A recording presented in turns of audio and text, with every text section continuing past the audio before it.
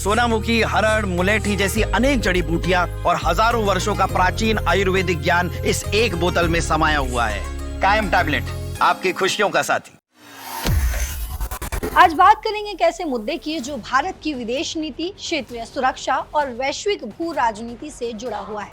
ये है Chabahar port का मामला, जहां भारत ने 2026 और 27 के बजट में एक भी रुपया आवंटित नहीं किया, जिसकी वजह से ईरान ने इस पर निराशा जताई है। लेकिन मामला क्या है वो समझते हैं सबसे पहले, क्योंकि वो समझना बेहद जरूरी है।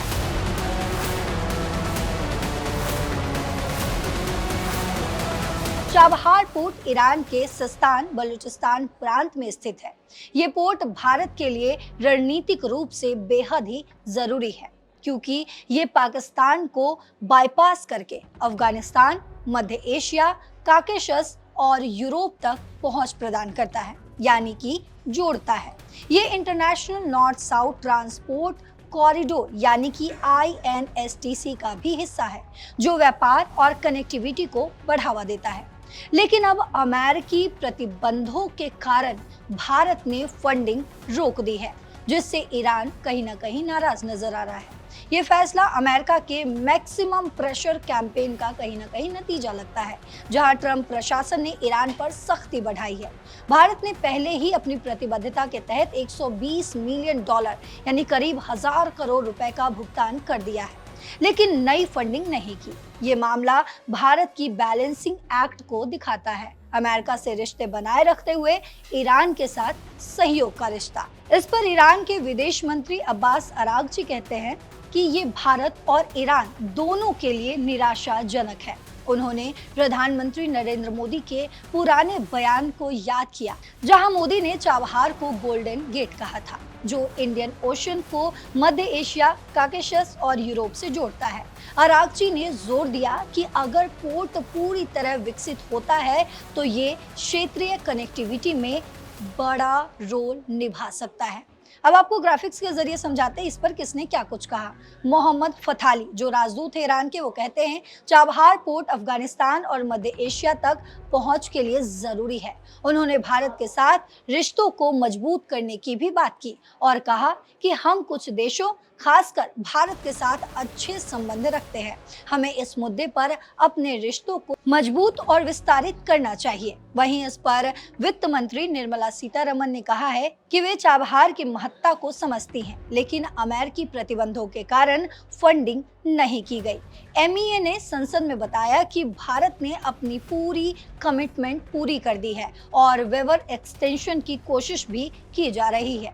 तो आपको बता दें कि ये कहानी 2016 से शुरू हुई, जब भारत ने चाबहार डेवलपमेंट में अपनी रुचि दिखाई। मई 2024 जब भारत और ईरान ने 10 साल का MOU साइन किया, जिसमें भारत ने शाहिद बहश्ती टर्मिनल को ऑपरेट करने का वादा किया। भारत ने $120 मिलियन की कमिटमेंट दी और $250 मिलियन का क्रेडिट लाइन ऑफर किया। वहीं 2024-25 में भारत ने सालाना 100 करोड़ रुपए आवंटित किए, यानी कुल मिलाकर पिछले सालों में 400 करोड़ रुपए से ज्यादा खर्च हुए। सितंबर 2025 में अमेरिका ने ईरान पर सख्त आर्थिक प्रतिबंध लगाए, लेकिन भारत को चाबहार के लिए 6 महीने का वेवर दिया गया, जो 29 अक्टूबर 2025 से शुरू हुआ था। वहीं अगस्त 2025 में भारत ने आखिरी ट्रांच भेजकर $120 मिलियन की पूरी कमिटमेंट पूरी कर दी। 12 जनवरी 2026 को अमेरिकी राष्ट्रपति डोनाल्ड ट्रंप ने ये ऐलान किया कि ईरान से बिजनेस करने वाले किसी भी देश पर अमेरिका के साथ ट्रेड में 25% अतिरिक्त टैरिफ लगेगा। ये भारत के लिए एक बड़ा झटका था। वहीं 1 फरवरी 2026 को यूनियन बजट यानी कि 2026-27 में चाबहार के लिए जीरो एलोकेशन पेश हुआ। ये पहली बार हुआ जब 2024 MOU के बाद कोई फंड नहीं दिया गया। पिछले साल के रिवाइज्ड असेसमेंट में 400 करोड़ रुपए थे। वहीं 6-7 फरवरी 2026 को ईरान ने रिएक्ट किया। विदेश मंत्री अरागची ने निराशा जताई, राजदूत फथाली ने सहयोग बढ़ाने की बात की। भारत ने संसद में कहा कि ये एग्जिट नहीं बल्कि एक पॉज है और वेवर एक्सटेंशन की कोशिश भी जारी है। वहीं आपको बता दें वेवर अप्रैल 26, 2026 को एक्सपायर हो रहा है। फरवरी 11, 2026 को रिपोर्ट्स आई कि भारत मिडिल पाथ तलाश रहा है अमेरिका से बात करके प्रोजेक्ट जारी रखने का। ये टाइमलाइन दिखाती है कि अमेरिकी सैंक्शंस ने भारत को कहीं ना कहीं मजबूर किया, लेकिन भारत भी पूरी तरीके से डटा रहा।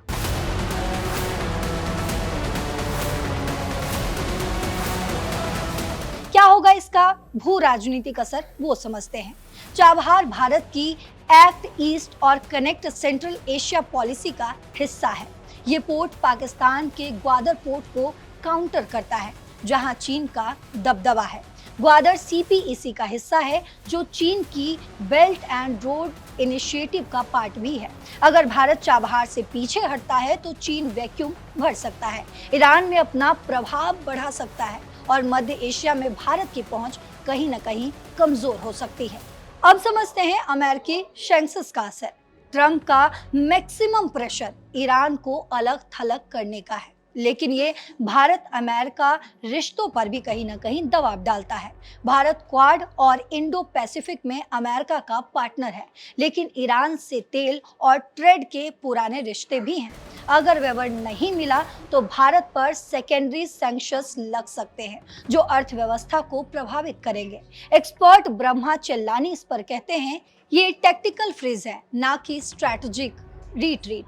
भारत अमेरिका से मिडिल पाथ तलाश रहा है, जैसे अफगानिस्तान की स्टेबिलिटी के नाम पर वेवर एक्सटेंड करवाना।